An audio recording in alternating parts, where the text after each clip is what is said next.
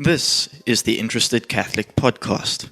My name is Aidan, and together with Kaylin, we will be your hosts.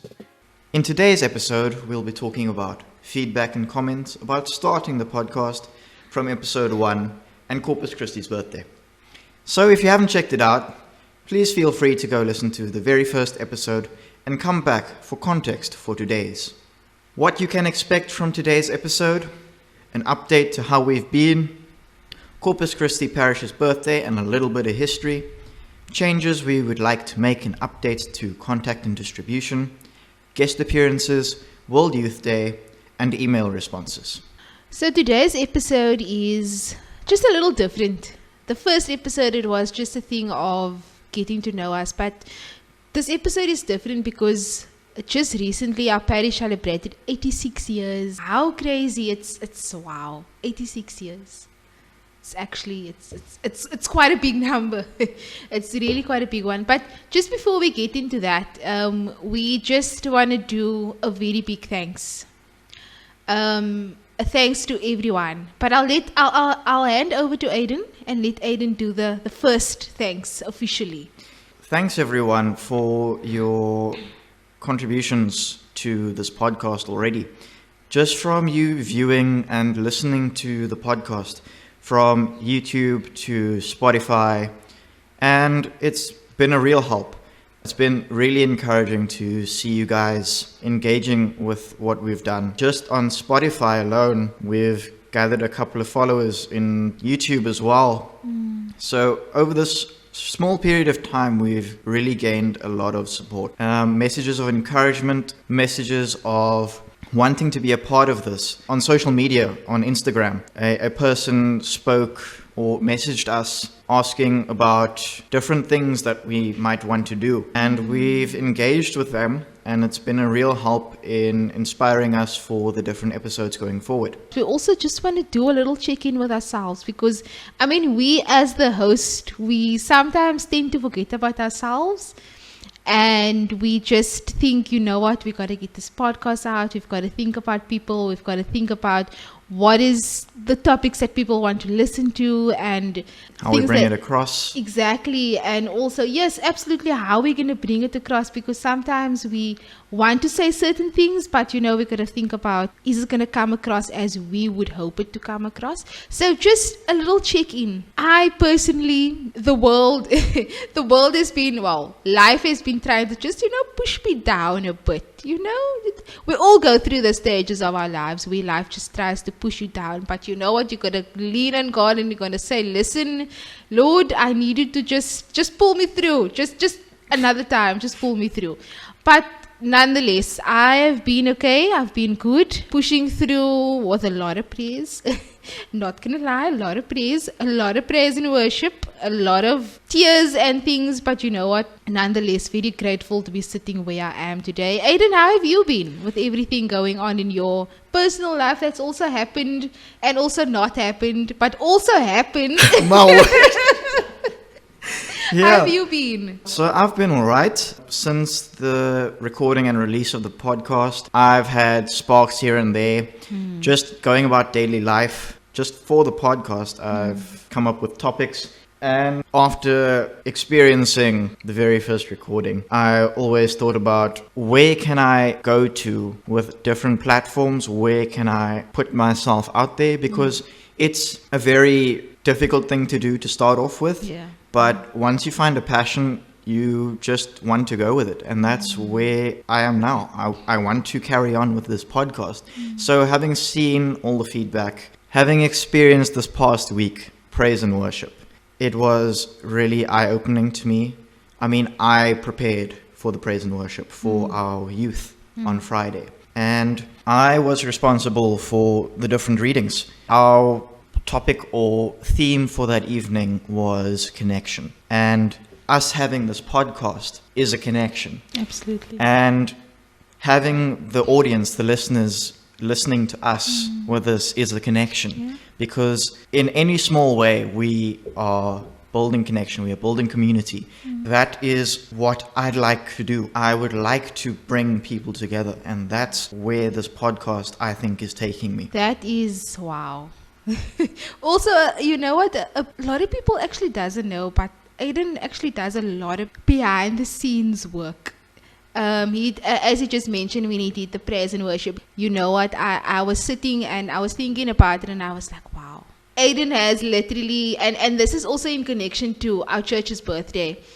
Aiden has come such a long way with regards to planning things and giving thanks, and also he mentioned about finding his passion, and it's such a joy to hear the fact that, and for both of us, I ought to believe that we have finally found an absolute passion that we want to put our all into it, no matter what is, whatever we are dealing with personally or not personally, or work or school, whatever the case is, we have finally found something that we can just put our all into, and we don't mind giving off the hours and the days and the time. We really don't mind. So big ups to Aiden, honestly, really and truly, big ups to Aiden. So just break away a bit from all that intense, how we've been, and just little check-ins here and there, because sometimes you don't always have that joy.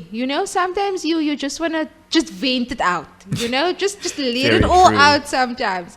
And I think this is also another platform that myself and Aiden are busy creating, where, if the young adults, the youth, you want to come sit here and you just want to vent it out about everything and anything, listen, give us a topic, give us the time and date, and we are here. So as I mentioned also earlier, our church also celebrated 86 years. That's a very long time. I'm actually speechless. 86 years is quite a milestone, actually. And just recently, Aiden and I were speaking about the church's birthday last year, which was 85 years. And we actually realized that this year we didn't actually not celebrate it, we acknowledged it. We were very grateful for the 86 years, but we didn't do anything this year compared to last year. I actually asked Aiden, do you remember last year? And he's like, no, we don't. But I think that was one of my big highlights, because I was quite involved in it last year, in the celebration last year, because I did the photos and I helped with some of the readings and things like that. So I had some involvement. But do you remember why I wasn't there? I think I remember why. I went to the Saturday evening mass, and obviously you don't have a celebration at a Saturday evening mass. Yes. So it was the Sunday of that celebration. That's why I wasn't there. Yes. So Aiden then just left me. I'm so sorry. Just left me, but you know what? It was a joy. Where the Archbishop, the parish was, while the church was packed.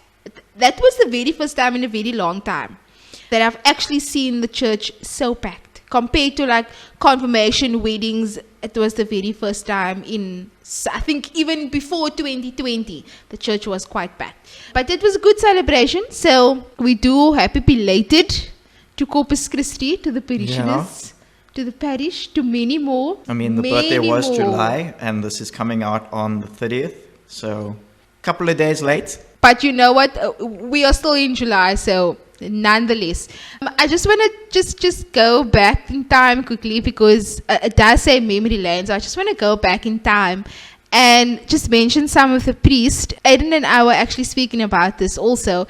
Some of these priests we really don't remember. Even though it was in the 2000s, we really don't remember. Hey, I was small, okay? How am I supposed to remember these priests?